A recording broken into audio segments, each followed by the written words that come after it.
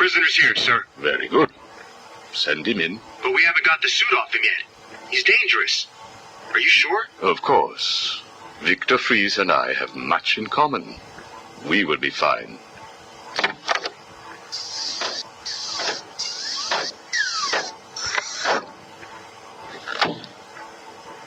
Welcome to my facility. Please, take a seat. I prefer to stand. Why am I here?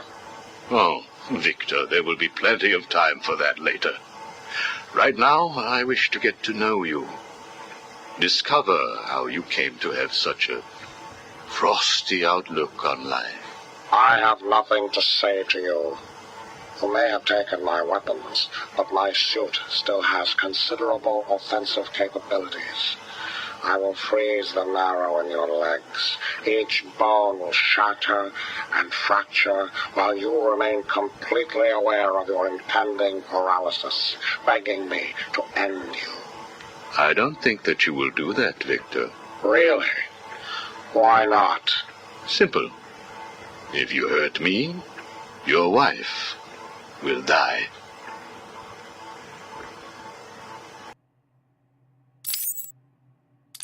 Where is she? Where is my wife? Nora is in safe hands. Now, let's discuss an incident from your childhood. No. Then this is over. Guard. Wait. What do you wish to learn? Your early years were troubled. I was not a sociable child, but that is all. Even your parents disowned you. They sent you away to a reform school, correct? They did not understand my work. Your work? According to a police report, you froze over a dozen of your neighbor's pets. I have always had an interest in cryonic preservation.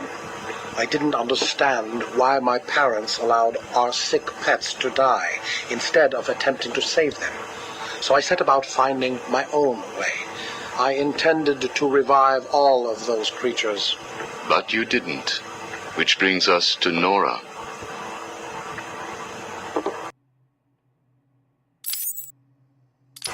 Have you ever seen a flower die? Watched something that was once so beautiful, so full of life, collapse and rot from within? You refer to Nora's illness. It seems like yesterday when I first found her. It all happened so quickly. Suddenly, I was losing her. Did you seek help? What about your employer, Gothcorp? I hid it from them, diverting resources from Gothcorp's research in an attempt to find the cure. But in the end, I failed. Time was running out. I knew that if I was discovered, Nora would die. Why take that risk? Do you know what it is to love someone? To really love them? No. Nora was all I could think of. I reran the diagnostics, re-examined every detail from every angle, certain that I had missed something. I cursed myself for being so blind, so stupid. Surely there was a cure. I just needed more time. Then I realized what I had to do. I had worked without sleep for a week. My needs didn't seem important. Sleep didn't matter. Food didn't matter. There was only her. I looked at Nora and I told her that I loved her. She told me there was nothing I could do, that we should just accept fate. She smiled her beautiful smile as she said it. I promised to cure her, and then I pressed the button. You cryogenically froze her, keeping her on ice, so to speak, while you worked on a cure. It broke your heart, but now you had all the time in the world. Did you feel relieved? I went home and fell into a deep sleep. For the first time since we discovered Nora's illness, I dared to dream. But for weeks I had ignored my superior's attempts to contact me. The next morning I overslept. By the time I got to the lab, Ferris Boyle, the The CEO was there waiting. What did he do? He accused me of industrial espionage, which I denied. But then his guards found Nora. Boyle told me that, like all of my research, she belonged to him. I was enraged. I attacked him. His guards beat me back, and in the struggle, I was drenched by the cryogenic chemical I had created. I lay on the floor, helpless, watching the guards steal Nora away. Boyle told me it was a tragedy for such a promising mind to perish in a lab accident. Then he left me to die. But you survived. The chemicals were absorbed into my body and transformed my metabolism. My body went numb. I felt a strange tingling, then searing pain all over. Each breath ignited my lungs. I clawed my way back to a refrigeration unit, and as I closed the door behind me, I felt the icy chill calm my aching body. Things suddenly seemed clear. What seemed clear? Finding a cure for Nora? No.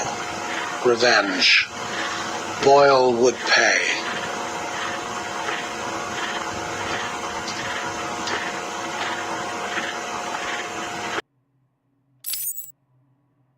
You failed to kill Ferris Boyle, though, didn't you? Yes. Why? You know why. Batman. Though he did return Nora to safety until you got her. See? There you go. Blame me, blame your parents because you failed to revive the neighbor's pets, blame Ferris Boyle for spoiling your plans to cure Nora, blame Batman for stopping your revenge against Boyle. And now your Nora is in danger. Because of you. No, Victor. Because of you. You have always had a heart of ice. You stole people's pets. You stole GothCorp resources. And since then you've stolen so much more for your own selfish scientific inquiries. If you had shared your genius with others, devoted your energy to medicine instead of crime, perhaps your ice princess would be at home now, preparing you a hot meal instead of being delivered to the Joker. No! You could have saved Nora a long time ago, Victor. It's all for her. Everything. I will get her back. And when I do, I'm coming for you. Thank you. We are done now. Nora.